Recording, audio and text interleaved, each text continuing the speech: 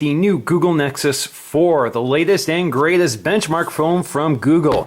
So this replaces the Galaxy Nexus sourced by Samsung. So Google has partnered with LG on this phone, and it's basically the Optimus G from LG, but repackaged for Google. So the Nexus basically means that this is Android, pure Android. This is no skin, there's no TouchWiz, there's no Sense UI. This is just Google. This is as Google intended. Also, Nexus means that this will get the latest updates every time they roll out. So you don't have to wait around for a carrier or for another manufacturer to push out the update to your phone. So this is launching with Android 4.2, which is still Jelly Bean, but has added some additional features, which we'll cover in this video.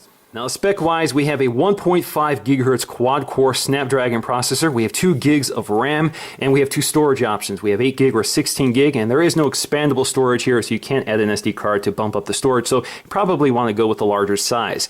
Now, 8 gig starts you off at $300, and for 16 gig, you can get that at $350 at the Play Store, and that's unlocked. So that's a good, quite a good deal for a really high-end phone. Now, this does not have LTE 4G, so you're going to have to make do with HSPA Plus on GSM networks. In the United States, that means AT&T or T-Mobile. On the back, we see some of its major features highlighted, including the fact that this is totally wireless, so we do have NFC technology as well as wireless charging. So let's go ahead and crack this open and take a look around. So we have this little sleeve to pull up, and we have the box within a box, and we're going to have to cut some seals here to get inside. All right, so we cut those seals, I'm going to drop it, and there is our very black Nexus 4. So let's take a look around.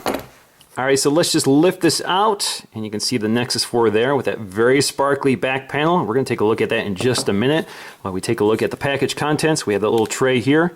Inside we have our literature. So let's take a look to see what we get inside that packet. All right, so we have our quick start guide, which tells us a little bit about the phone in 2 different languages, English or Spanish, and we have our safety and warranty information. We also have our USB charging cable, which is a micro USB. We have a little SIM ejection tool here, and we have our USB wall adapter for charging the phone. Now with the plastic removed, you can see we have that LG branding. All right, getting back to the phone, you can see it's covered in plastic, so let's go ahead and peel this off. You can see that the plastic actually indicates the functions of the buttons. So let's go ahead and peel this off. All right, on the back, we got one more piece. And there we go. All right, with everything booted up, we can go ahead and take a look around the device. So here we have that 4.7-inch IPS Plus display. This is LCD, replacing that AMOLED display from the Galaxy Nexus. So this gives us a much higher screen resolution of 1280 by 768, which is good for 320 ppi. This is right up there with the iPhone's resolution, but over a larger screen. Now, because this is a Nexus device, we do have on-screen Android controls rather than capacitive touch buttons on the bezel like a lot of manufacturers tend to do. Actually, down here is a notification light, which most Nexus devices also have, which lets you know if there's something going on in the background, whether you have a Facebook update or email or that sort of thing. Now, up top, we'll find our earpiece, which is at the very edge of the glass, which I think looks pretty sharp. You can also see we have a 1.3 megapixel front-facing camera, which is good for 720p video. And if you look really closely on the left, you'll see some light sensors, ambient light sensors, and proximity sensors. Now, if you look at the edge of the glass, we have this chrome bezel, and the glass actually sort of curves to meet it. So it kind of has a nice feeling to it when you roll your finger across the edge of it. It feels very smooth and seamless. Almost feels like the glass is wrapping the edge of the phone. On the left side, we have our volume rocker as well as a SIM tray here, and you can see a little port here for ejecting the SIM. Toward the bottom, we have our micro USB port for charging. We have a microphone as well as these 2 screws to open up the device. On the top, we have a headphone jack as well as another microphone. On the other side, we have our sleep wake or power on and off button. Now also on the back, you'll find that stippled pattern. So there's kind of an etched pattern underneath the glass which picks up light and reflects it. It almost looks like it's another screen, like it's active. So I think it's actually a very nice effect, very nice detail.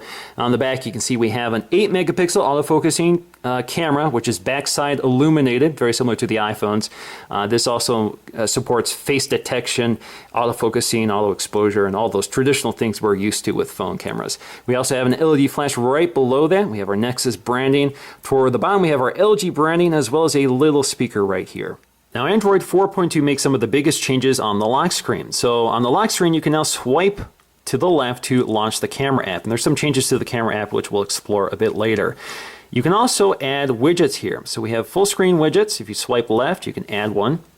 you can see we have some selections here. So we're going to add my Gmail, and we're going to add my inbox here. Now there's a little bug here. In order for it to resize to the full screen, you have to close it and lock it and wake it up again. So if you swipe, you can see we now have our full screen email widget here, which I can read, and you can add another widget. You can keep adding widgets here.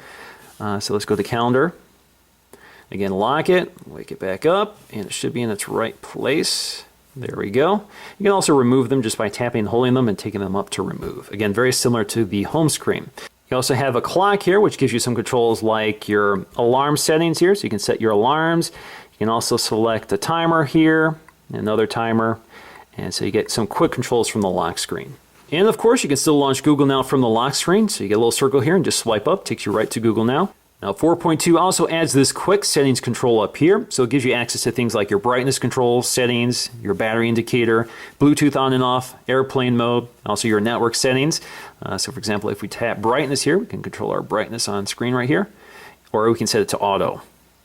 Now as for the stock interface here, you can see that they've given us some widgets here. So we have the My Library, which will aggregate your Google library. That includes things like your books, music, movies, etc. So it all appears in this app, and you can tap on any one of them to jump right to it.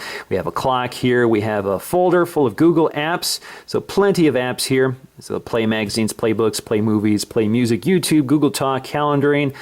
We also have our contacts, Play Store, maps, etc. We have our Play Store right on the home screen.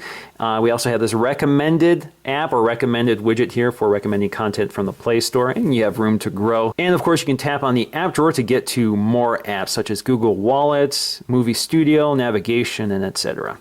Now the camera app has some major changes here. So for example, if we tap and focus, you can see we get a little animation here, which indicates the fact that the camera is focusing. So you'll see green for focus, red for not focused yet. You can also tap and hold to get to your settings. So instead of pressing the settings button here, you can quickly access them. So you can switch your camera, you can switch on HDR, you can change your flash settings. So you can scroll to flash auto or flash on. You can also go to your exposure compensation here, so you can change your exposure. You can also go to settings here, so that'll launch your settings, and you can select scene mode to auto, store location, picture size, 8 megapixels, and if you tap on any one of them, you can go ahead and change them as you want. You can also activate that just by tapping the right corner here, and that'll bring up the same controller. Now, one of the biggest new features with Android 4.2 is sphere mode. So in addition to panorama, video, and still mode, you now have sphere mode, which uses the gyroscope and accelerometer and those other sensors in the phone to allow you to take a full 360-degree photo of wherever you are. So basically, you take a bunch of still photos and it kind of coaches you along. So all you have to do is position the camera along those blue dots, and it will automatically take the photo for you.